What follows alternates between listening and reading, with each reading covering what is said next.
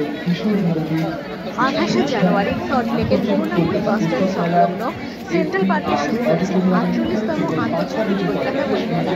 চলবে 9 ফেব্রুয়ারি পর্যন্ত। দেশ বিদেশের নানান বইয়ের সম্ভারে ঢুক দিয়েছেন বইপ্রেমীরা। এবার কলকাতা বই মেলার 5 নম্বর গেটের কাছাকাছি 21 নম্বর স্টল রয়েছে কলকাতা হাইকোর্টের মিডিয়েশন অ্যান্ড কনসলিডেশন কমিটি। প্রতিদিন অসংখ্য মানুষজন ভিড় জমাচ্ছেন এই স্টলে। সুপ্রিম কোর্টের নির্দেশে কলকাতা হাইকোর্টের মিডিয়েশন কমিটি কিভাবে মামলার পাহাড় কমাতে কার্যকরী ভূমিকা নিচ্ছে তা বিভিন্ন বইয়ের পাশাপাশি মিডিয়েশন কমিটির সদস্যরা বইমেলায় আগতদের বিস্তারিত বর্ণনা দিচ্ছেন।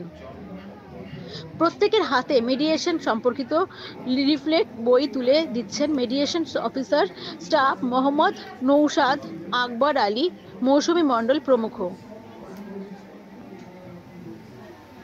গোপনীয়তা নিরপেক্ষতার মাধ্যমে দুপক্ষের বিবাদ কিভাবে মেটানো হয় তার বার্তা জনমানসে দিতে বইমেলায় স্টল করা হয়েছে বলে জানিয়েছেন ডক্টর শুভাশিস বাবু।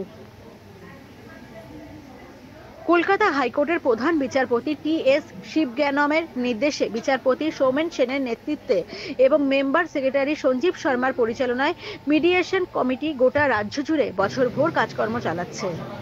কলকাতা হাইকোর্টের অরিজিনাল সাইডের ডেপুটি রেজিস্ট্রার আর এবং মিডিয়েশন কমিটির ভারপ্রাপ্ত আধিকারিক ডক্টর শুভাশিস মুহুরী জানিয়েছেন 2009 সালে কলকাতা হাইকোর্টের এই কমিটি শুরু হয়েছে।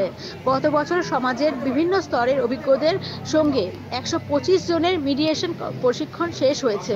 এদের মধ্যে অবসরপ্রাপ্ত বিচারপতিরা, অবসরপ্রাপ্ত বিচারকরা, প্রাক্তন আইপিএসরা সহ আইনজীবী, স্থাপত্যবিদ, সাংবাদিক প্রমুখরা রয়েছেন। জানা গেছে কলকাতা হাইকোর্টের পাশাপাশি সারা রাজ্যে 72টি এডিআর বিকল্প বিবাদ নিষ্পত্তি কেন্দ্র সেন্টারে মিডিয়েশনের মাধ্যমে মামলার নিষ্পত্তি ঘটানো হয়।